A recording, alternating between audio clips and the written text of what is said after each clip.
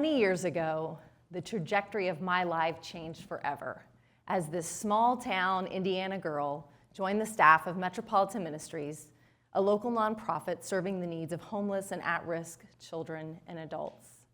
As we welcomed those first students in, I could see nothing but promise in their sweet little faces. I was ready to change the world.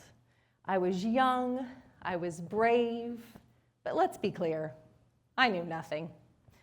Yes, I had years of formal education, an undergraduate degree from a respected private university, and graduate training from none other than the University of South Florida. But really, I knew nothing. So, for the first time in my life, after 20 years of being a student of institutions, I became a student of life. I realized that these children and these parents whom my heart had grown to love would be my life's greatest teachers. In those early years, we served children and families as they came to us every day, and they were focused on survival, so we were focused on survival.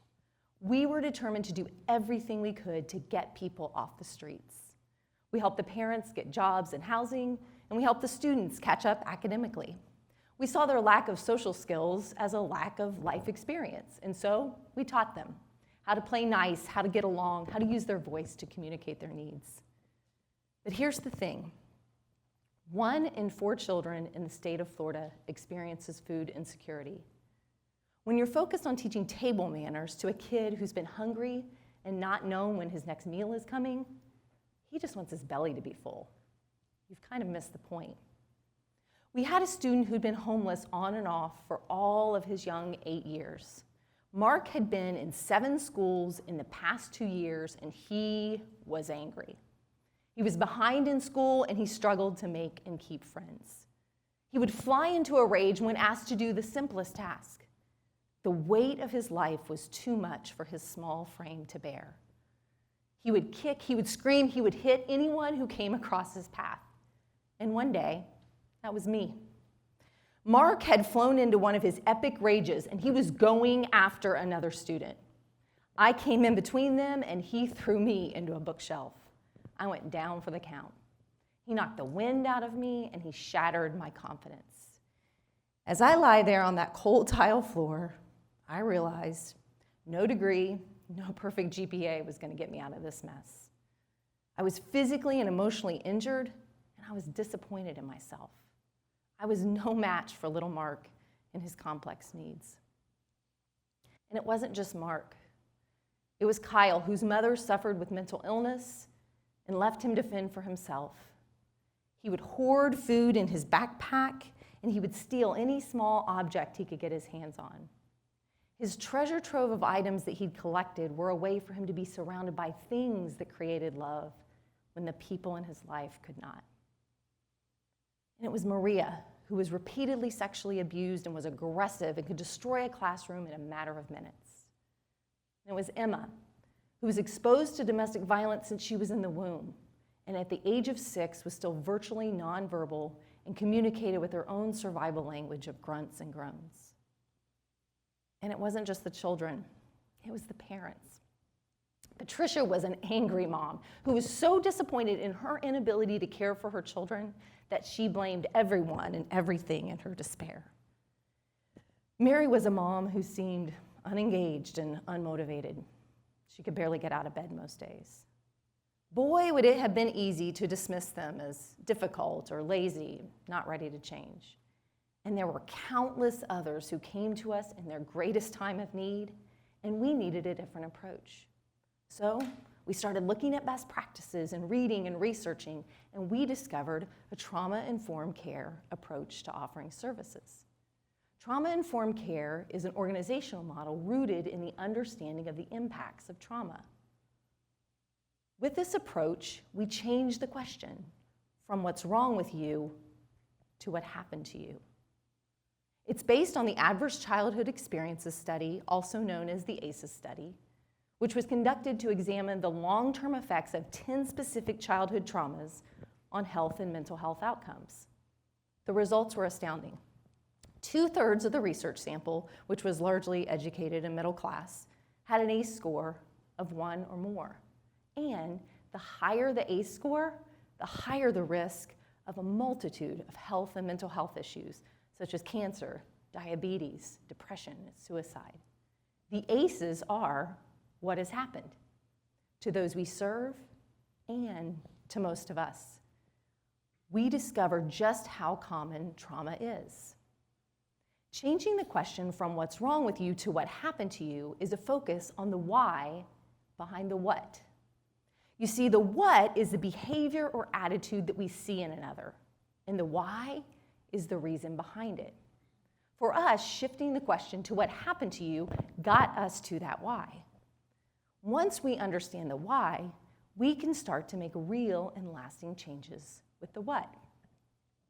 Moving to a trauma-informed care model has changed everything for us as an organization, for our work together as colleagues and as leaders, and for our work with the children and adults that we serve.